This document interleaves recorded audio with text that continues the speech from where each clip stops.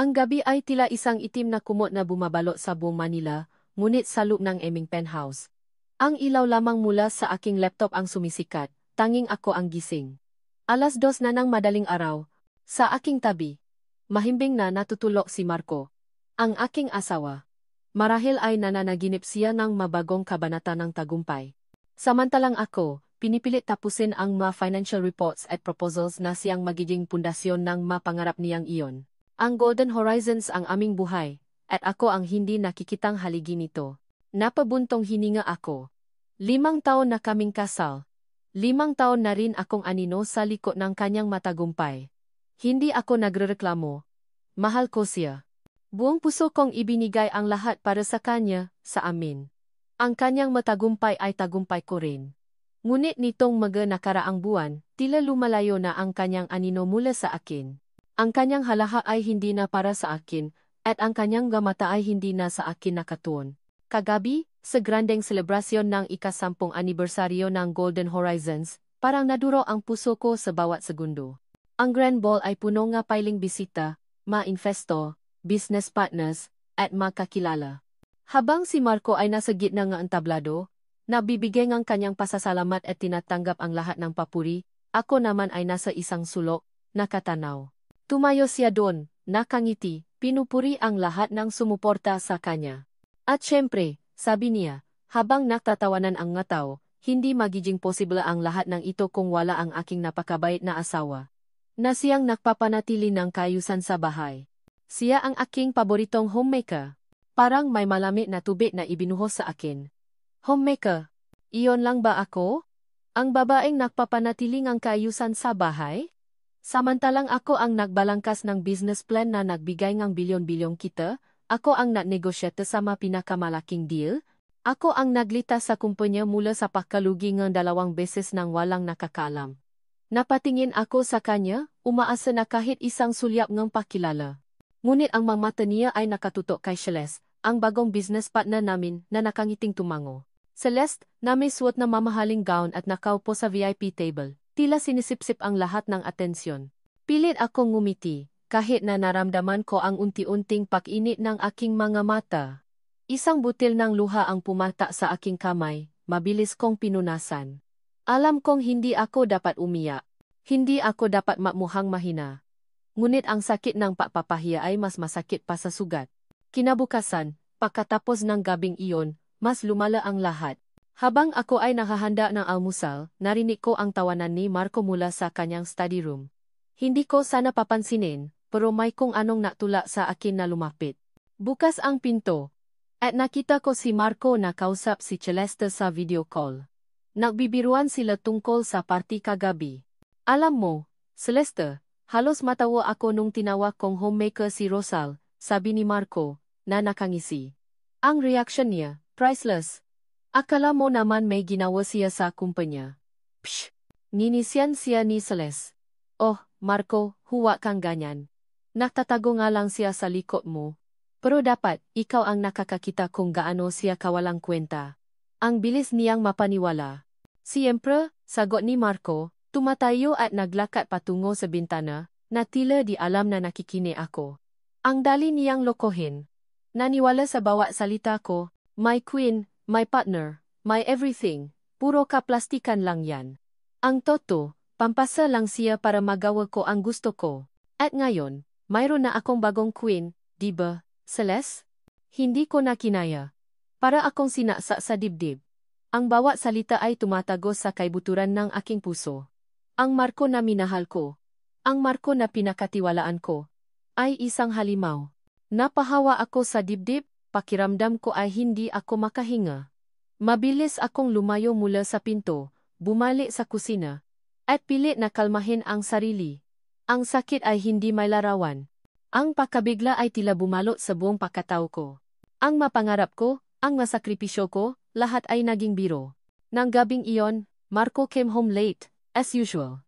Mabaho siya sa alak, at tila galit sa mundo. Hindi ko na nga siya pinansin, pero siya mismo ang lumapit sa akin. Gising ka pa? Bulong niya, na may halong iritasyon. Di ka na ba natutulo? Puro ka na lang trabaho diyan. Hindi mo ba nakikita na pagod ako? Napatingin ako sa kanya, sa lalaking minahal ko ng buong puso. Ang lalaking sinuportahan ko, pinatanggol, at binuo ang lahat para sa kanya. Ngayon, siya ay nasa harap ko, nilalait ako, sinisigawan. Pagod ka? Tanong ko, halos hindi makahinga. Ako, Marco, hindi ka ba nagtataka kung bakit ako gising pa at nagtatrabaho sa mga papeles mo? Para sa pangarap mo, Marco. Para sa atin. Natawa siya ng mapakla. Para sa akin. Rosal. Huwag kang magpanggap na Martha. Ang lahat ng ito ay para sa akin. At ikaw? Wala kang pakialam sa akin. Kung may pakialam ka, hindi ka magiging pabigat. Umiwas akong tingin. Hindi ko alam kung saan nanggaling ang lakas ng loob ko para buksan ang kanyang cellphone habang natutulog siya. Hindi ko dapat ginawa. Pero kailangan kong kumpirmasyon. Ang bawat text message, bawat tawa, ay tila patunay sa lahat ng aking pinangambahan. Mga matatamis na salita para kay Celeste, mga larawan nila na nakapakita ngang kanilang pagiging malapit at isang partikular na mensahe ang nakpatigil sa akin. Celeste, bukas makita tayo sa pangalan ng lugar ng kapahan. Kailangan nating pag-usapan ang plano para sa kumpanya. Malapit na tayong maging malaya sa balakid. Balakid. Ako ba ang balakid? Ang puso ko ay parang piniga. Napatiti ako sa pangalan ng kapehan, isang lugar na alam kong malapit sa opisina namin, pero hindi ko pa napuntahan. Ang plano? Anong plano? Ang tanong na ito ay bumaon sa aking isip. At alam kong hindi ako makatulog hanggat hindi ko nalalaman ang katotohanan. Ang sumunod na araw ay tila isang malaking gulo sa isip ko. Ang nasalita ni Marco, ang mensahe ni Celeste paulit-ulit na bumubulong sa aking isipan. Pakiramdam ko ay dinuduro ang bawat hiblangang pagkatao ko. Hindi ako nakatulog. Ang balakid na tinutukoy ni Marco ay hindi na malayo sa katotohanan. Kinabukasan, maga akong nahanda. Kinailangan kong makita kung ano ang nangyayari sa pangalan ng lugar ng kapehan. Hindi ako naalinlangan. Kailangan kong kumpirmahin ang pinakamasamang pangamba ko. Nagsuot ako en simpleng damit at sunglasses para hindi mahalata. Habang nagmamaneho, ang bawat kanto, bawat ilaw trapiko, ay tila bumagal. Ang kaba sa dibdib ko ay hindi mapigilan. Pagdating ko sa kapahan, napa ako sa medyo malayo at bumaba. Naglakad ako papasok na kunwaring naghahanap ng pwesto. Sa isang sulok, nakita ko sila. Si Marco at Celeste, nakaupo sa isang pribadong booth, abalang nagtatawanan at tila nagdidiskusyon ng seryosong bagay. Ang hapunan kagabi ay ang biro niya tungkol sa akin, Toto. Lahat ng pinagdududahan ko, ay Toto. Nang makita ko silang mahawak kamay sa ibabaw ng mesa, para akong binaksakan ng langit at lupa. Ang sakit ay umapaw sa dibdib ko, ito na pala ang bagong queen niya. Ang babaeng magaling siyang lokohin. Ang babaeng handa siyang iwan para sa salapi at kapangyarihan. Nanumbalik sa akin ang alaala ang unang beses na nakita kami ni Marco. Sa isang maliit na coffee shop din, nangangarap ngang isang kumpanya. Ako ang nagbigay nga ideya. Ako ang nagbigay ngang initial capital. Ako ang nagbakilala sa kanya sa matamang tao. Pero sa huli, siya ang nagtayo ng kanyang kaharian at itinapon ako sa labasang pada. Bumalik ako sa Kotseko, hindi ko na kinaya. Hindi lang ito tungkol sa panuloko sa asawa. Ito ay isang kumpletong pagtataksil sa tiwala, sa pangarap, sa buhay na inialay ko. Pagdating ko sa bahay, agad akong nagtungo sa aming home office. Kailangan kong suriin ang nga papeles ng Golden Horizons. Sa loob ng 5 taon, ako ang napapatakbo sa halos lahat ng operations nito, mula sa accounting hanggang sa marketing. Ngunit sa mata ng batas, si Marco ang naisang may-ari. Ang pag-aalala ko sa mga panloloko niya ay mas lumalim nang makita ko ang mga bank statements at transaction records. May malalaking halaga na inilipat sa mga accounts na hindi ko kilala. Mayroon ding mga transaksyon sa ilalim ng isang kumpanyang nangangalang Starlight Holdings, isang kumpanyang hindi pamilyar sa akin. At lalong hindi kasama sa mga official partners ng Golden Horizons. Habang nababasa ako ng email ni Marco, nakita ko ang maraming palitan niya ang email kay Celeste, hindi lang tungkol sa business. Ang mga salitang our future, our empire. At once Rosal is out of the picture ay lumitaw ng paulit-ulit. Doon ko naintindihan na hindi lang ito affair. Ito ay isang organized scheme. May balak silang itapon ako at kontrolin ang lahat ng aking pinahirapan. Ang ideya na iyon ang nagpakulo ng dugo ko. Dahil sa takot at pagkabigla, hindi ko alam kung sino ang lalapitan. Ang aking matalik na kaibigan, si Attorney Sofia Ramirez, ang agad kong naisip. Si Sofia ang pinaka-katiwalaan kong tao. At abogado pa siya. Tinawagan ko siya. At agad siyang dumating. Rosal, anong nangyayari? Tanong niya. Halatang nag-aalala. Nakita niya siguro ang pamamaga ng mata ko at ang pangingini ng kamay ko. Ikinuwento ko sa kanya ang lahat, mula sa pagdududa, hanggang sa nakita kong ebidensya. Nang ipakita ko sa kanya ang mga financial records at ang nakita kong email. Rosal, ito ay malaking problema, sabi ni Sofia, habang tinititigan ang mga dokumento. Kung hindi ka nakarehistro bilang co-owner, napakahirap patunayan ang iyong kontribusyon. Maari ka nilang balikan at sabihin na ikaw ay walang karapatan. Napakuyom ako nga mau. Wala akong karapatan. Pagkatapos ng lahat, ang nga salita niya ay lalong nagpainit sa galit sa loob ko. Pero may paraan pa ba? Sofia, tanong ko. Halos pabulong. Kahit anong paraan. Hindi ko hahayaang maagaw nila ang lahat sa akin. Niyakap ako ni Sofia. Mahirap, Rosal, pero gagawa tayo ng paraan. Pero sa ngayon, kailangan mo munang maging kalmado. Hindi ka pwedeng magpadala sa emosyon. Paano ako magiging kalmado, Sofia? Ang buong buhay ko, niloloko nila. I murmured. My voice shaking. I gave up everything for him. My dreams, my career, my identity. And now, he wants to throw me away like trash. Napatingin ako sa labas ng bintana, sa mga ilaw ng siyudad. Sa dami nga taong dumadaan, mayroon pa kayang matatanggol sa akin. Sa mga sandaling iyon, naramdaman ko ang pinakamabigat na pakalungkot sa buong buhay ko. Nagisa ako, at walang kapangyarihan. Ang lahat ng aking pinahirapan ay tila mawawala na lamang sa isang iglap. Pilit kong pinakalma ang sarili ko. Napatingin ako sa aming kasal na larawan sa desk. Ang mata ni Marco ay nakangiti. Ngunit ngayon, ang ngiting iyon ay tila peke, tila isang maskara. Kailangan kong lumaban. Para sa akin. Para sa mapangarap na itinapon ko para sa kanya. Kahit gaano kasakit, kailangan kong maging matapang. Kailangan kong matuto. Hindi ako susuko. Bago matulog, nilapitan ko si Marco. Mahimbing na siya, nakahiga. Nakita ko ang phone niya sa tabing ang unan.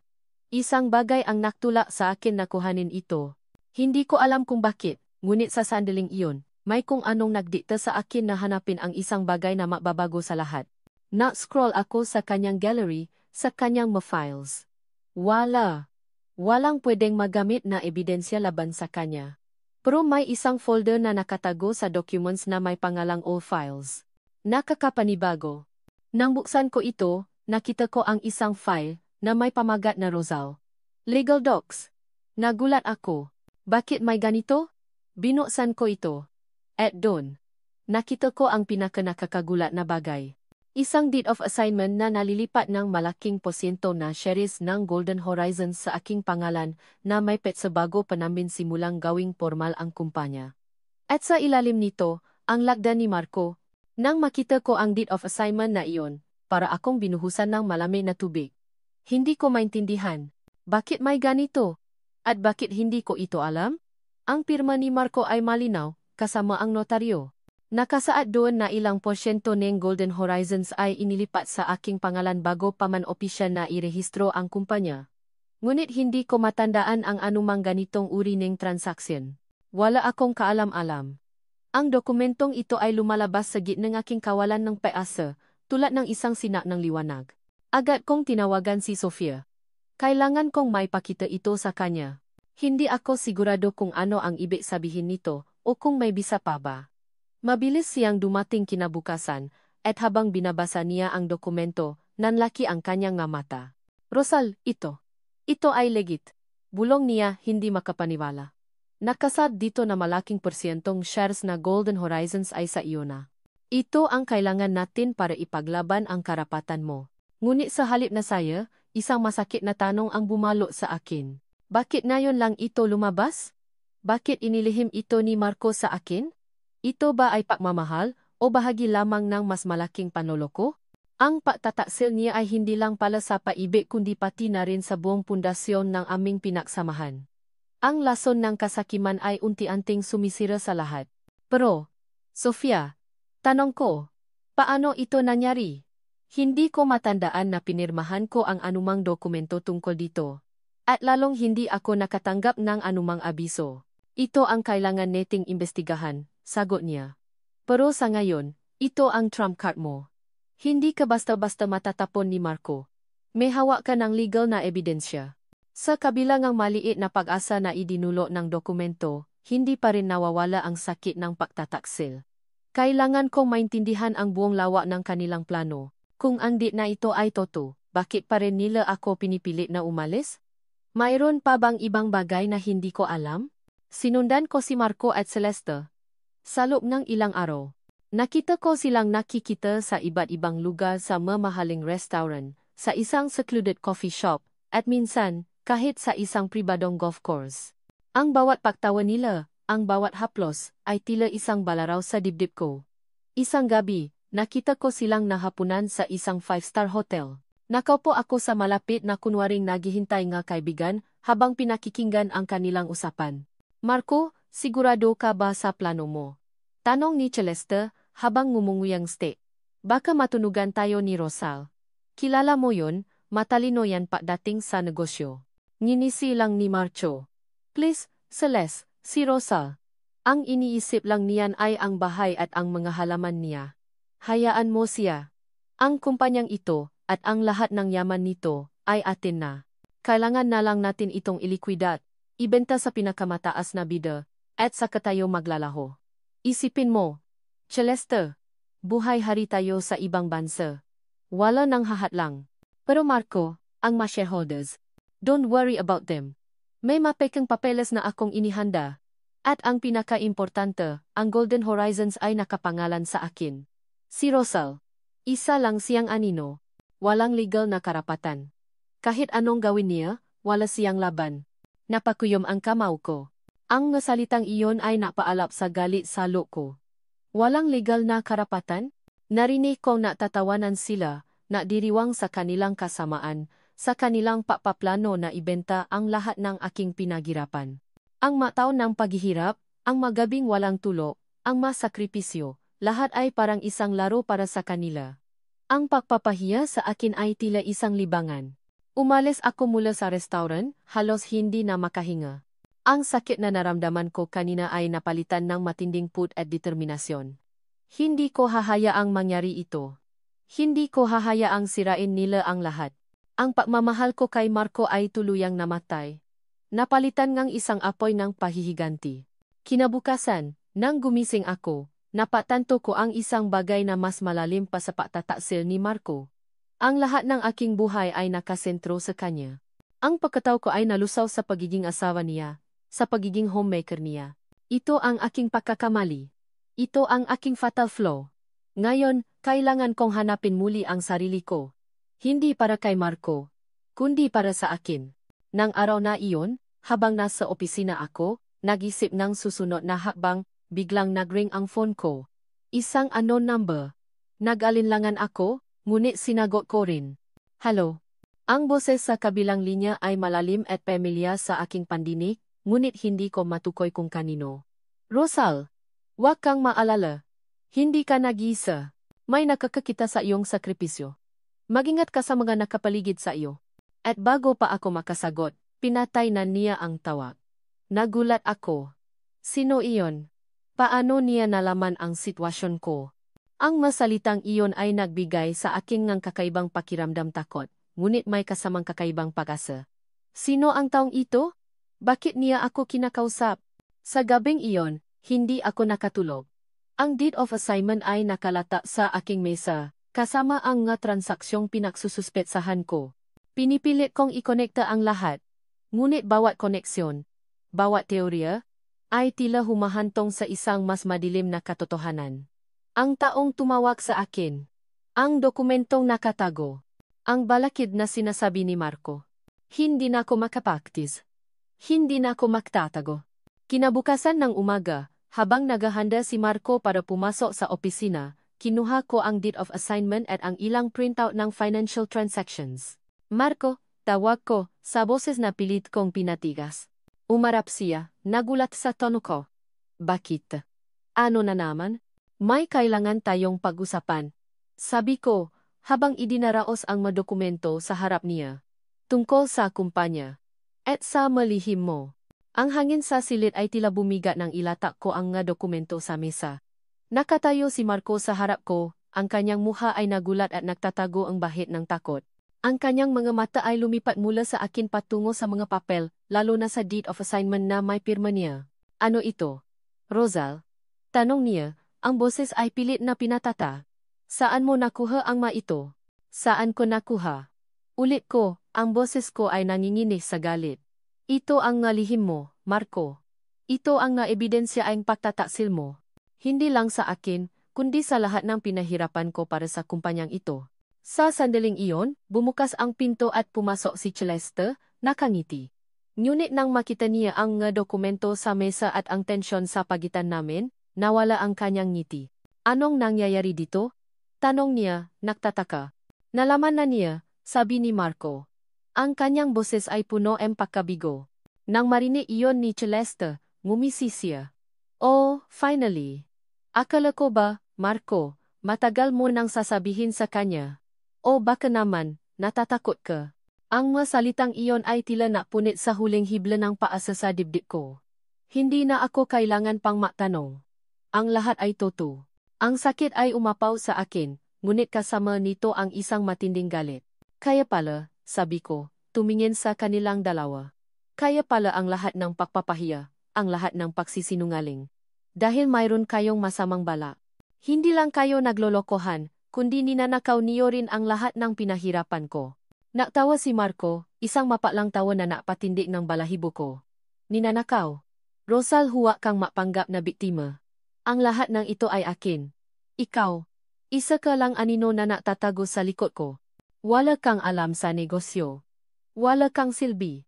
Ang kumpanyang ito ay lumago dahil sa akin, hindi dahil sa iyo. Dahil sa iyo? Halos sumiga ako. Sino ang nagbalangkas ng business plan? Sino ang nahanap ng nga unang investor? Sino ang nagtatrabaho ng 24,7 habang ikaw ay nagpapakasasa sa mga bisyo mo? Ako, Marco. Ako ang nagbuong ng lahat ng ito. At anong gayon? Celeste interjected. Her voice dripping with venom. Nagawa mo nga. Pero anong napala mo? Wala. Dahil sa huli, si Marco pa rin ang may-ari. At ikaw. Wala kang pangalan sa kahit anong dokumento. Isang simpleng homemaker na walang alam sa mundo ng negosyo. Ang masalitang iyon ay tila bala raw na tumusok sa puso ko. Homemaker. Wala kang silbi. Ang mainsulto ay mas masakit pa kaysa sa pisikal na sakit. Hindi ko maintindihan, bulong ko, ang luha ay nasimula ng umago sa aking nga mata. Akala ko mahal mo ako, Marco. Akala ko, para sa ating dalawa ang lahat ng ito. Marco scoffed. Pagmamahal. Rosal, matagal nang patay ang pagmamahal na iyan, kung nakaroon man. Ginagamit lang kita. Ang talento mo sa negosyo, iyon ang kailangan ko. Hindi ikaw. Ngayon, wala ka ng silbi. Kaya, Rosal, mag-file na tayo ng divorce. Tapos na tayo. Ang salitang divorce ay tila nakpabaksa sa akin. Para akong nawalan ng hangin. Ang lahat ng pinaniniwalaan ko, ang lahat ng pinanghahawakan ko, ay gumuho sa isang iglap. Ang sakit ay hindi may larawan. Ang lalaking pinakatiwalaan kong buong buhay ko ay walang awa na itinapon ako. Wala na akong pakialam sa iyo, Rosal, patuloy ni Marco, ang kanyang tinig ay punong kahamak. Ang gusto ko lang ay ang kalayaan ko. At ang kumpanyang ito. Kaya. Umalis ka na. Wala ka ng lugar dito. Naramdaman ko ang paglamig ng aking mga kamay at paa. Ang mundo ay tila umikot sa paligid ko. Ang sakit ay tila bumalo sa buong pagkatao ko, na tila may malaking bato na nakadagan sa dibdib ko. Gusto kong sumiga, gusto kong magwala, ngunit walang lumalabas na tunog mula sa aking lalamunan. Napakuyom ako ngang pamao, ang kuko ko ay halos bumaon sa aking palat. Hindi ko alam kung saan nanggaling ang lakas, ngunit pilit akong tumayo ng tuwid. Talaga, Marco, sabi ko, ang boses ko ay mahina ngunit matata. Wala akong silbi. Walang karapatan. At gusto mong mag-divorce? Ngumisi si Marco. Oh, at wala kang magagawa. Ngunit sa sandaling iyon, nag-vibrate ang aking cellphone sa bulsa. Kinuha ko ito. Isang mensahe mula sa isang unknown number. Binuksan ko ito. Ito ay isang attachment, isang PDF file.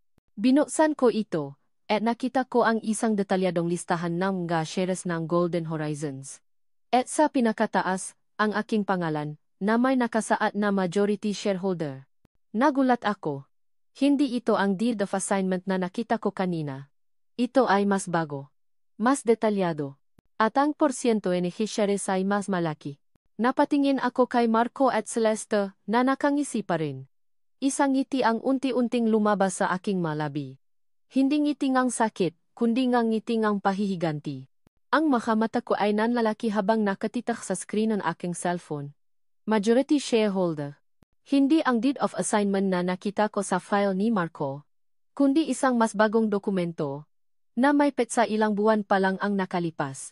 Ang porsyento ng shares na nakasaad doon ay halos doblan na sa lumang dokumento. Paano? Bakit?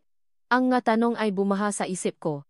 At ang galit ko kay Marco ay napalitan ng matinding pakalito. Si Marco at Celeste ay nanatiling nakangisi, hindi pa rin alam ang bagong impormasyong hawak ko. Ano, Rosal? Marco sneered. Nawala ka na sa sarili mo. Wala ka nang magagawa.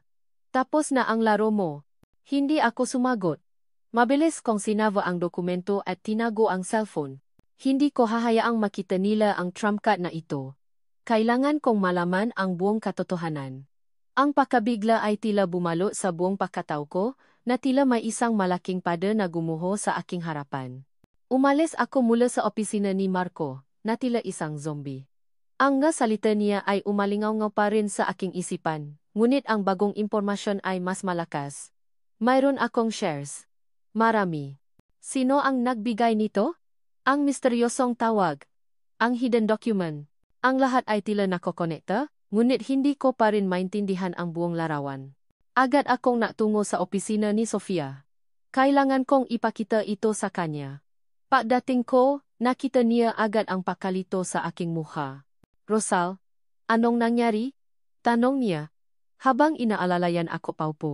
Sofia, tingnan mo ito. Sabi ko. Habang ipinapakita sa kanya ang bagong dokumento sa aking cellphone. Nang makita niya ang nakasulat, nanlaki ang kanyang mamata. Rosal, paano ito nangyari? Hindi ito ang dokumentong pinakita mo sa aking kahapon. Ito ay mas malaki at mas bago. Iyan nga ang tanong ko, Sofia, sabi ko, ang boses ko ay halos pabulong. Hindi ko alam. Ang alam ko lang, may napadala nito sa akin ngayon lang. At hindi ko maintindihan. Pinamasdan ni Sofia ang dokumento ng matagal. Ang lakda dito ay, pamilya. Ito ay lakda ni Don Ramon de la Vega. Nagulat ako. Don Ramon de la Vega. Ang pangalan na iyon ay tila na-trigger ng isang bagay sa aking isipan. Ngunit hindi ko matukoy kung ano. Si Don Ramon de la Vega ay isang alamat sa mundo ng negosyo. Isang makapangyarihang negosyante na halos hindi nakikita sa publiko.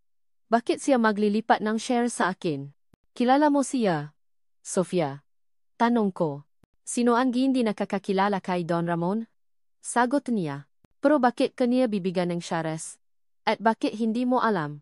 Mayroon akong natanggap na tawa mula sa isang unknown number kahapon. Sabi ko. Sinabi niya na hindi ako naisa. At ngayon, ito. Napaisip si Sofia. Rosal, mayroon akong hinala. Pero kailangan nating kumpirmahin.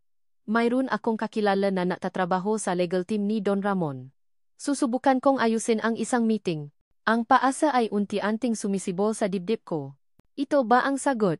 Ito ba ang koneksyon sa misteryosong tawag? Kinabukasan, isang driver ang sumundo sa akin sa bahay. Hindi ko alam kung saan ako dadalhin, ngunit naktiwala ako kay Sofia. Ang kotse ay natungo sa isang pribadong estate sa labas ng Manila, isang lugar na napapalibutan ng matataas na pader at luntiang hardin. Pagdating namin, isang matandang babae ang sumalubong sa akin at iginiya ako sa loob. Ang bahay ay puno ng antigo at mamahaling kagamitan. Sa isang pribadong silid, nakita ko si Don Ramon de la Vega, nakaupo sa isang malaking silya, nakatingin sa labas ng bintana. Ang kanyang mukha ay puno ng karunungan at isang bahid ng kalungkutan. Rosal, sabi niya, ang kanyang boses ay malalim at may autoridad. Salamat at dumating ka. Lumapit ako at umupo sa tapat niya. Don Ramon, hindi ko po maintindihan. Bakit po ako narito? At bakit po may shares ako sa Golden Horizons? Ngumiti siya ng malungkot. Rosal, ang iyong mga magulang.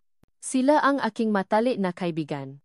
Ang iyong ama, si Ricardo de la Cruz, ay isa sa mapinakamatalinong tao na nakilala ko. Ang iyong ina, si Elena, ay isang anghel. Sila ang naktayong isang malaking negosyo noon na katulad ng Golden Horizons ngayon. Ngunit, may mga taong naktaksil sa kanila. Nawala ang lahat sa kanila. At sila ay namatay ng maaga. Nagulat ako. Ang aking mga magulang. Ang lahat ng alam ko ay namatay sila sa isang aksidente. Hindi ko alam na mayroon silang negosyo.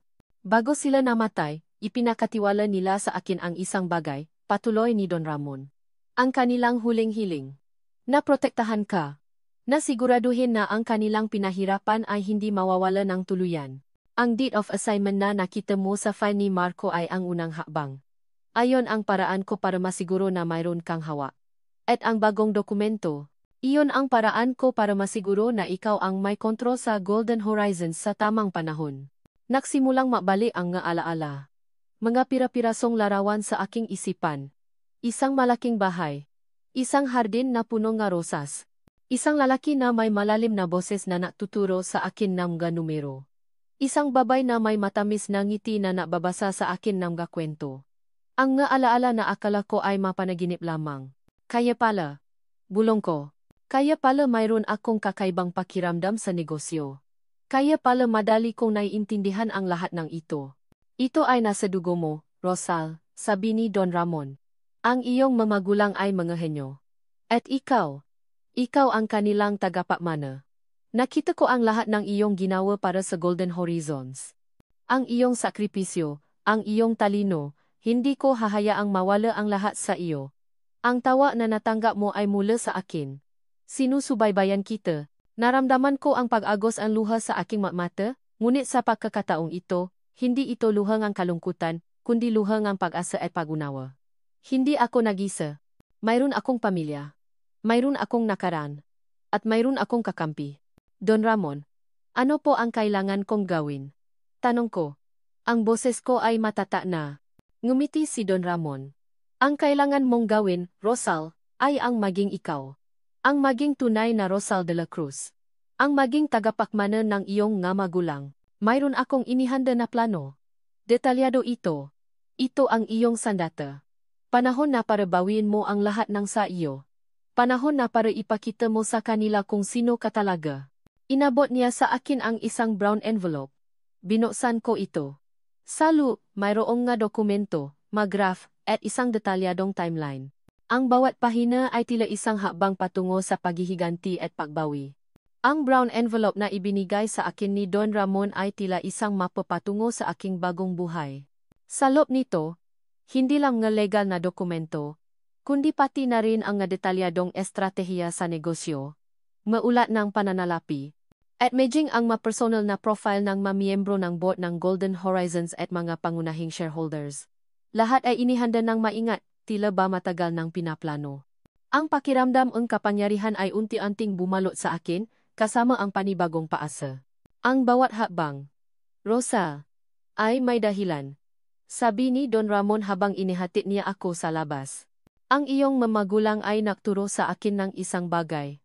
Ang tunay na kapangyarihan ay hindi sa pagmamay-ari ng maraming bagay, kundi sa paggamit ng karunungan at katarungan. Ito ang oras mo upang ipakita ang lahat ng natutunan mo. Mula ng araw na iyon, ang bahay ni Don Ramon de la Vega ay naging aking bagong paralan. Araw-araw, nagsimula akong maaral. Hindi lang ako binigyan ni Don Ramon ng mga libro. Ipinakilala niya ako sa kanyang mapinakakatiwalaang business associates, mga abogado, at mga financial expert. Tinuruan nila ako nga advance na pamamaraan sa negosyo, mula sa corporate law hanggang sa global market trends. Hindi madali. Maraming gabi akong halos walang tulog. Ginugugol ang oras sa pag-aaral, pag-analisa, at pagpaplano. Rosal, ang kumpanya ay tulad ng isang chessboard, paliwanag ni Don Ramon isang hapon, habang naglalaro kami ng chess. Ang bawat piraso ay may sariling galaw. Kailangan mong makita ang buong laro, hindi lang ang susunod mong hakbang. Unti-unti, nakita ko ang Golden Horizon sa ibang perspektibo. Naintindihan ko ang nga loopholes na ginagamit ni Marco, ang nga transaksyong inilihim niya, at ang nga plano niyang ibenta ang kumpanya. Ngunit ngayon, alam ko na kung paano siya pigilan. Ang po na nararamdaman ko kay Marco ay hindi nawala, ngunit ito ay napalitan ng isang malamig na determinasyon. Kailangan kong maging mas matalino, mas malakas, at mas mabilis kaysa sa kanya. Samantala, sa labas ng aking pinagtatagwan, si Marco at Celeste ay nagiging balisa. Nagsimula silang makaroon ng makaproblema sa kanilang plano na ibenta ang Golden Horizons. Marco, bakit ayaw pirmahan ng ilang shareholders ang bagong kontrata? Celeste asked him over the phone, her voice laced with frustration. At bakit tila bumababa ang stock value natin? May problema ba? Hindi ko alam, Celeste. Siga ni Marco. May nagmamanipula sa market, at mayroon ding mga shareholders na biglang nagiging matigas ang ulo. Sinusubukan kong alamin kung sino ang nasa likod nito. Narinig ko ang usapang iyon mula sa isang baging device na inilagay ng team ni Don Ramon sa opisina ni Marco. Ngumiti ako. Ang mabalakit na iyon ay gawa ko. Sa tulong ni Don Ramon, unti-unti kong kinakausap ang mga pinakamalaking shareholders ng Golden Horizons. Sa simula, nag-aatubili sila. Kilala nila ako bilang ang homemaker ni Marco. Ngunit nang ipakita ko sa kanila ang mga detalyadong plano para sa pagpapalago ng kumpanya, ang mga ebidensya ng maling pamamahala ni Marco, at ang iking pagiging tunay na major shareholder, unti-unti silang naniniwala. Naniniwala kami sa iyong ama. Rosal, sabi ng isang matandang shareholder. Kung ikaw ang anak niya, alam kong may kakayahan ka. Ang kanilang pagtitiwala ay nabigay sa akin ng mas malaking lakas. Hindi lang ito tungkol sa paghihiganti. Ito ay tungkol sa pagbawi sa legado ng aking nga magulang at sa pagprotekta sa libu-libong manggagawang Golden Horizons. Isang gabi, habang nahahanda ako para sa isang importanteng pulong sa mga investor, tiningnan ko ang aking sarili sa salamin. Hindi na ito ang Rosal na nakita ni Marco bilang isang homemaker lang. Ang aking buhok ay maikli at elegante. Ang aking damit ay isang pinasadyang power suit na napapakita ng aking bagong kumpiyansa. Ang mamata ko ay hindi na puno ng sakit, kundi ng determinasyon. Naglakad ako patungo sa entrance ng Grand Hotel kung saan gaganapin ang annual general meeting ng Golden Horizons. Ang mga kamera ay kumikislap. Ang mga reporter ay abala. At doon, sa gitna ng lobby, nakita ko si Marco at Celeste. Nakangiti. Tila sila ang bidang gabi. Ngunit nang makita nila ako, ang ngiti sa kanilang mga labi ay unti-unting naglaho. Nanlaki ang kanilang mga mata. Naglakad ako ng may kumpiyansa, diretso sa conference hall. Ang bawat hakbang ay tila nagpapahayag ng aking pagbabalik. Ang bulungan ng mataw ay tila musika sa aking pandinig. Siya ba yan? Si Josal de la Cruz? Nang makapasok ako sa hall, tahimik ang lahat. Ang mga miyembro ng board at ang mga shareholders ay nakaupo sa kanilang mga pwesto. Tiningnan ko si Marco at Celeste. Ang kanilang mga mukha ay tila nakakita ng multo. Ladies and gentlemen, sabi ko, ang boses ko ay matatak at malinaw, sa gitna ng katahimikan. Mayroon akong isang napakahalagang anunsyo na gagawin tungkol sa hinaharap ng Golden Horizons. Ang bulong-bulungan sa loob ng conference hall ay tila huminto ng tuluyan. Ang lahat ng mata ay nakatuon sa akin, lalo na ang nga mata ni Marco at Celeste na puno ng pakabigla at pagtataka. Ang ngiti sa kanilang galabi ay tuluyang naglaho, napalitan ng takot. Ang katahimikan ay tila, isang malaking alon na bumalot sa buong silid. Huminga ako ng malalim pinatata ang aking sarili. Ang kaba ay naroon pa rin, ngunit ito ay napalitan ng matinding determinasyon. Ito ang araw. Ang araw na babawiin ko ang lahat. Magandang umaga sa inyong lahat, simula ko. Ang boses ko ay malinaw at matatag. Hindi nagpapakita ng anumang panginginig. Ako po si Rosal de la Cruz. Nagulat ang ilan sa mga shareholders. Kilala nila ako, ngunit hindi bilang Rosal de la Cruz, kundi bilang ang asawa ni Marco. Marahil ay kilala niyo ako bilang asawa ni Ginoong Marco Sanchez. Patuloy ko, tumingin kay Marco na ngayon ay namumutla na. Ngunit ngayon, narito ako upang ipakilala ang aking sarili bilang ang tunay na nagmamay-ari ng Golden Horizons. Nagsimulang mabulungan ang mataw. Si Marco at Celeste ay nakatinginan, halatang naguguluhan. Ano ang sinasabi mo, Rosal? Marco finally managed to say, his voice strained. Nababalo ka na ba? Hindi ko siya pinansin. Naglakad ako patungo sa projector at kinonekta ang aking laptop. Ang mailaw sa silid ay unti-anting lumabo, at ang screen ay nakpakita ang isang spreadsheet. Sa loob ng 5 taon. Ako ang utak sa likod ng bawat tagumpay ng Golden Horizons, sabi ko. Habang ipinapakita ang mga detalyadong financial reports na nakpapakita ng aking kontribusyon sa paglago ng kumpanya. Mula sa pagbalangkas ng business plan, hanggang sa pagnegosyate ng malalaking deal, at medjing sa paglitas sa kumpanya mula sa pagkalugi ng 2 beses. Ang lahat na ito ay ginawa ko ng tahimik. Dahil sa pagmamahal at pagtitiwala ko sa aking asawa. Nakpakita ako nga email, chat logs, at audio recordings na nakpapatunay sa aking mapahayag. Ang nga shareholders ay nakikinig ng mabuti. Ang kanilang nga mukha ay puno ng pagkabigla. Ngunit sa likod ng lahat na ito, sabi ko, ang boses ko ay lumameh, mayroong isang mas madilim na katotohanan. Ang pagtataksil. Hindi lang sa akin bilang asawa, kundi sa kumpanyang ito at sa inyo bilang mga shareholders. Ipinakita ko ang nga transaksyong inilihim ni Marco. Ang nga pondo na inilipat sa mga accounts na hindi ko kilala. At ang mapakang kontrata na ginawa niya upang ibenta ang kumpanya sa Starlight Holdings, isang shell company na pag-ari ni Cheles. Ito ang pruweba ng kanilang kasakiman, sabi ko, habang ipinapakita ang mga bank statements at ang mga dokumento ng paglilipat ng pondo.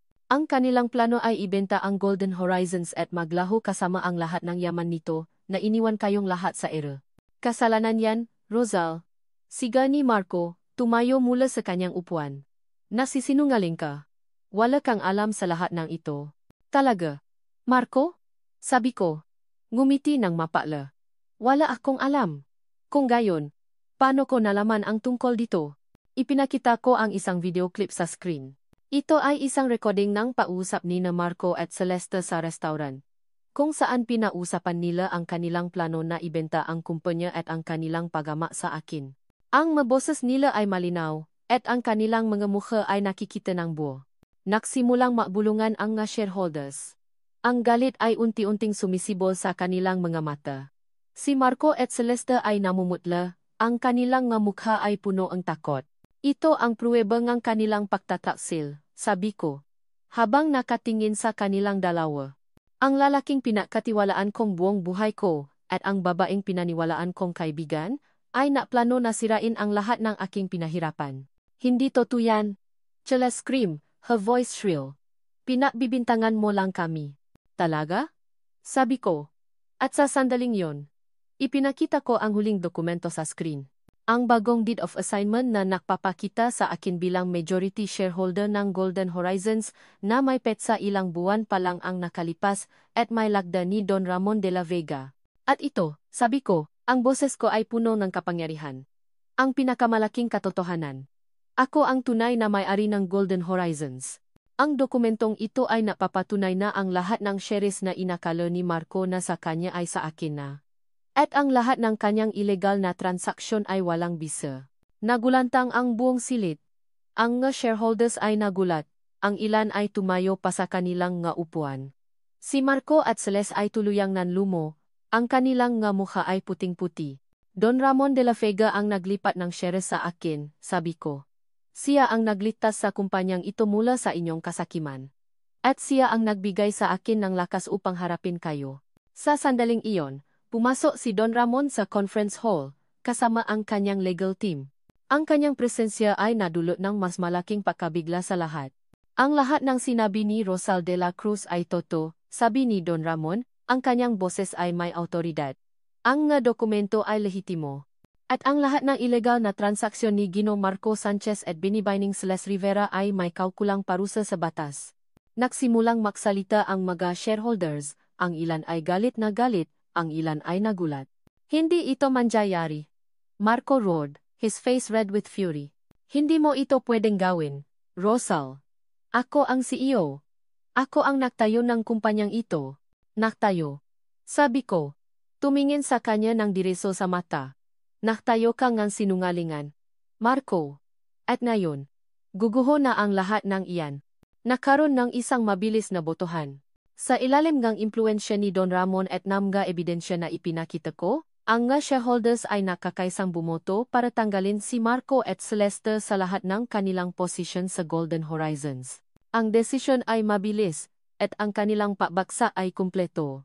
Umalis na kayo, sabi ko, ang boses ko ay malamig. Wala na kayong lugar dito.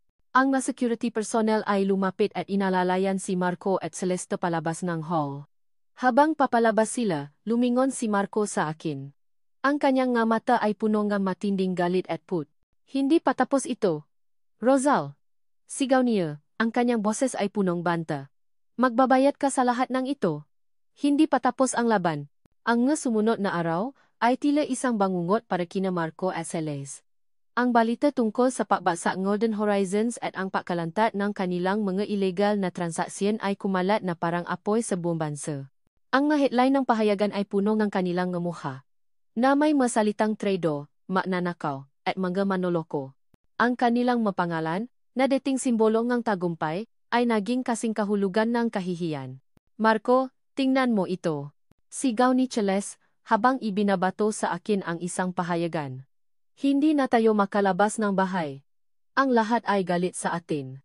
Nakaupo ako sa sofa, ang aking mukha ay nakatakip sa aking mga kamay. Ang aming penthouse, na dating puno na tawanan at mga bisita, ay ngayon ay tila isang malaking, malamig na kulungan. Ang lahat ng aming yaman ay tila naglaho sa isang iglap. Ang bank accounts ay na-freeze. Ang ari-arian ay kinumpiska.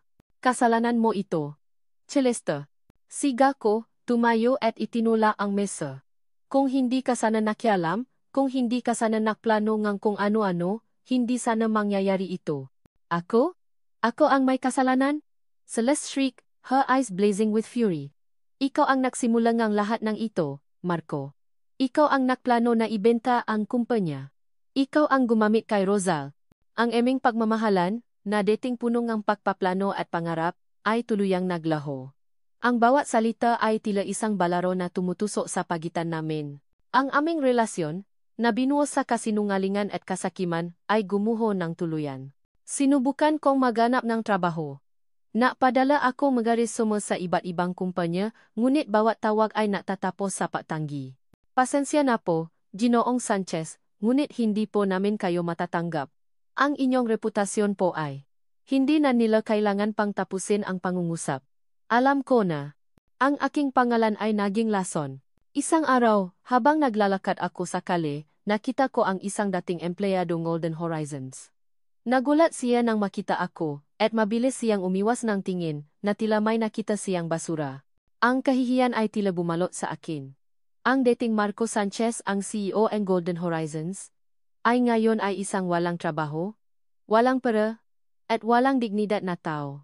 Napilitan akong ibenta ang aking mga mamahaling relo, ang aking mga designer suites, at maging ang aking luxury cha. Ang bawat benta ay tila isang bahagi ng aking kaluluwa na nawawala. Lumipat ako sa isang maliit na apartment sa isang squatter area. Isang malaking kaibahan sa aming dating penthouse.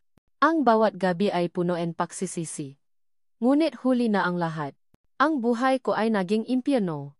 Mula sa pagiging isang glamorosang business partner, ako ngayon ay nagtatrabaho bilang isang waitress sa isang karinderya. Ang makamay ko ay puno ng galos mula sa pahuhugas na pinggan. Ang aking dating mamahaling damit ay napalitan ng isang simpleng uniforma. Celeste? Ikaw ba yan? Tanong ng isang dating kakilala, habang kumakain sa karinderya. Ang kanyang nga mata ay puno ng pakamangha at pakaawa. Pilit akong ngumiti, ngunit ang aking puso ay puno ng kahihiyan. Ang lahat ng aking pangarap na maging mayaman, na makaroon ng kapangyarihan, ay naglaho. Ang aking pagmamahal kay Marco ay naging put. Siya ang dahilan ng lahat ng ito. Siya ang natula sa akin sa kasakiman. Isang gabi, habang naglalakad ako pauwi, nakita ko si Marco. Nakaupo siya sa isang bangko sa parke, nakatingin sa kawalan. Ang kanyang mukha ay payat at puno ng pagod. Ang kanyang dating matikas na tindi ay napalitan ng isang baluktot na anyo. Hindi ko siya nilapitan. Wala na akong pakialam sa kanya. Ang lahat ng aming pinagsamahan ay naging abo. Isang hapon, habang nakaupo ako sa aking maliit na apartment, may kumatok sa pinto. Isang delivery man. Mayroon siyang isang maliit na sobra. Para po kay Ginong Marco Sanchez, sabi niya. Kinuha ko ang sobra. Walang pangalan ng napadala. Binuksan ko ito. Sa loob, mayroong isang maliit na sulat. Ang sulat kamay ay pamilyar. Ito ay kay Rosal. Binuksan ko ang sulat. Isang maikling mensahe lamang. Marco, ang lahat ng nangyari ay bunga ng iyong madesisyon. Sana ay matuto ka mula dito.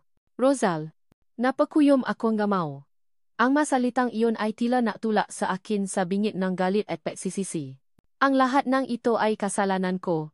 Ang lahat ng ito ay bunga ng aking kasakiman. Ngunit ang huling pangungusap ni Rosal ay tila naiwan ng isang butil ng pag-asa.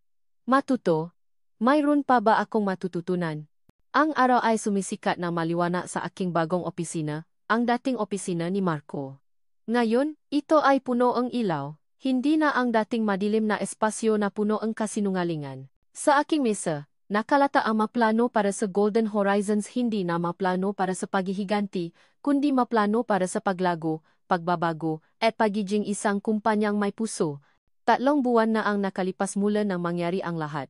Mula nang bumaksak si Marco at Celeste, mula nang bawiin ko ang lahat ng sa akin. Ang pagiging CEO ng Golden Horizons ay hindi madali, ngunit sa bawat araw, naramdaman ko ang paglago ko. Hindi lang bilang isang negosyante, kundi bilang isang tao. Ang unang hakbang ko bilang CEO ay ang paglilinis ng kumpanya. Inalis ko ang lahat ng ilegal na transaksyon, binago ang mapatakaran, at naglagay ng mabagong tao na may integridad. Ipinakilala ko ang isang bagong programa para sa mga empleyado na nagbibigay ng mas mahusay na benepisyo at pagkakataon para sa paglago. Ang Golden Horizons ay hindi na lamang isang kumpanya, ito ay naging isang pamilya. Magandang umaga, Ma'am Rosal, bating aking bagong executive assistant, si Mia. Habang inilalagay ang aking kape sa mesa, ang financial reports po ay nagpapakita ang malaking paglago. At ang iting bagong CSR project sa Tondo ay matagumpay po. Ngumiti ako. Ang bawat tagumpay ng kumpanya ay hindi na tungkol sa pera o kapangyarihan, kundi tungkol sa pagbabago ng buhay ng gatao. Ito ang tunay na tagumpay. Sa kabila ng aking abalang iskedyul, sinisikap kong maglaan ng oras para sa aking sarili. Nagsimula akong mag-volunteer sa isang shelter para sa mga kababayang biktima ng pang-abuso. Doon, nakita ko ang aking sarili sa kanila, ang sakit, ang takot, ang pakalito. Ngunit nakita ko rin ang kanilang lakas, ang kanilang paasa na makabangon. Rosal, ang iyong kwento ay inspirasyon sa amin. Sabi ng isang babae sa shelter, habang nakikinig sa aking pagbabahagi. Akala ko, wala na akong pag-asa. Pero ikaw, pinatunayan mo na may paasa pa. Ang patulong sa kanila ay tila patulong din sa aking sarili. Ang bawat ngiti nila ay tila napapagaling sa mga sugat sa aking puso. Ang paghihiganti ay nagdulot ng panandalyang kasiyahan, ngunit ang pagbibigay at patulong sa iba ang nagbigay sa akin ng tunay na kapayapaan. Isang hapon, habang naghahanda ako para sa isang meeting, tumawag si Don Ramon. Rosal, ipinagmamalaki kita. Sabi niya. Ang kanyang boses ay puno ng pahanga. Ang Golden Horizons ay lumago ng husto sa ilalim ng iyong pamamahala. Ang iyong nga magulang ay tiyak na ipagmamalaki ka. Naramdaman ko ang paagos ng luha sa aking mamata. Salamat po, Don Ramon. Kung wala po kayo, hindi ko po ito magagawa. Hindi, Rosal, sabi niya. Ang lahat na ito ay gawa mo. Ang iyong talino, ang iyong puso. Mayroon akong isang malaking proyekto na kailangan ng iyong pamumuno. Gusto kong ikaw ang mamahala sa isa sa aking pinakamalaking kumpanya. Ito ay isang pagkakataon upang mas mapalawak mo pa ang iyong impluensya at makatulong sa mas maraming tao. Nagulat ako. Ang alok ni Don Ramon ay napakalaki. Ito ay isang patunay nga niyang tiwala sa akin. Pag-iisipan ko po. Don Ramon. Sabi ko. Ang aking puso ay puno ng pasasalamat. Isang araw. Habang nagmamaneho ako pauwi, nakita ko si Marco. Nakaupo siya sa isang gilid ng kalsada. Ang kanyang mukha ay payat at punong pagod. Ang kanyang madamit ay gusot. At ang kanyang buhok ay magulo. Sa tabi niya, nakita ko si Celeste. Na naglalakad palayo, tila may galit sa kanyang mukha. Narinig ko ang kanilang pagtatalo, ang kanilang pagdududa sa isa't isa. Hindi ko na naramdaman ang galit. Wala na ang put. Sa halip, isang bahid ng awa ang aking naramdaman. Ang kanilang kasakiman ay nagdulot ng kanilang pagbaksak. Sila ang nagpasya sa kanilang kapalaran. Ang lahat ng kanilang pinahirapan ay naglaho, at ngayon, sila ay nagisa. Hindi ako huminto. Nagpatuloy ako sa pagmamaneho. Ang nakaraan ay naiwan na sa likod ko. Ang sakit ay naglaho. napalitan ng kapayapaan. Nang gabing iyon, tumayo ako sa balkonahe ng aking opisina, nakatanaw sa mga ilaw ng siyudad ng Manila. Ang magusali ay kumikislap, at ang hangin ay sariwa. Ang aking buhay ay nagbago ng malaki.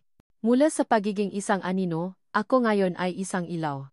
Mula sa pagiging biktima, ako ngayon ay isang nagwagi. Ang tunay na tagumpay ay hindi ang paghihiganti. Hindi ang kapangyarihan. Hindi ang pera. Ito ay ang paghahanap ng sarili, ang pagtanggap sa nakaraan, at ang pagmamahal sa sarili. Ito ay ang pagiging matata sa gitna ng pagsubok, at ang paggamit ng iyong lakas upang makatulong sa iba. Ang aking kwento ay hindi lamang tungkol sa paibig na naglaho, kundi tungkol sa paibig sa sarili na natakpuan. Ang aking puso ay puno. Ang aking kaluluwa ay payapa. At ang aking kinabukasan ay puno ng pag-asa. At dito nagtatapos ang kuwento ni Rosal, Marco, at Celeste. Sa aming minamahal na mambabasa, isang taos-pusong pasasalamat ang nais kong ipaabot sa inyong lahat na sumama sa amin sa paglalakbay na ito, sa bawat pahina, bawat kabanata, at bawat damdamin. Ang inyong presensya ay nagbigay buhay sa bawat salita at nagpatuloy sa pag-ikot ng aming mundo. Ang pagliha ng kwento ang kapalaran ay naging isang napakagandang karanasan para sa akin. Sa bawat karakter na nabuo, sa bawat takbo na isinulat, tila ako ay naging bahagi ng kanilang mundo, nakikipaglaban, nakmamahal, at natatagumpay kasama nila. Hindi ko inakala na ang isang simpleng ideya ay magiging isang kwentong puno ng pag-asa at inspirasyon. Sa pamamagitan ng pagsubok ni Rosal, sana ay nakita ninyo ang kapangyarihan ng pagpapatawad hindi lang sa iba, kundi lalo na sa ating sarili. Naway naramdaman ninyo ang halagang pagbangon mula sa pagkakamali, ang paghahanap ng tunay na pagmamahal sa sarili, at ang pagtuklas ng tunay na lakas na namumula sa pagiging tapat sa ating puso. Ang kwentong ito ay isang paalala na kahit gaano kahirap ang pagsubok, laging may liwanag sa dulong dilim. Laging may pagkakataon para sa bagong simula, at ang tunay na tagumpay ay matatakpuan sa kapayapaan ng loob at paglilingkod sa kapwa. Ang pag-asa ay isang apoy na hindi dapat kailanman mamatay. Muli, maraming salamat sa pagbibigay ninyong oras, at sa pagbubukas ng inyong puso sa kwentong ito. Nawayi ang maaral at damdamin na inyong napulot ay manatili sa inyong puso. Kung mayroon man kayong naasalobin o anumang nais ibahagi tungkol sa kwento ng kapalaran, malugot ko itong tatanggapin. Ang inyong maakomento ay napakahalaga sa akin. Lubos na gumagalang, Kwento NG, Kapalaran.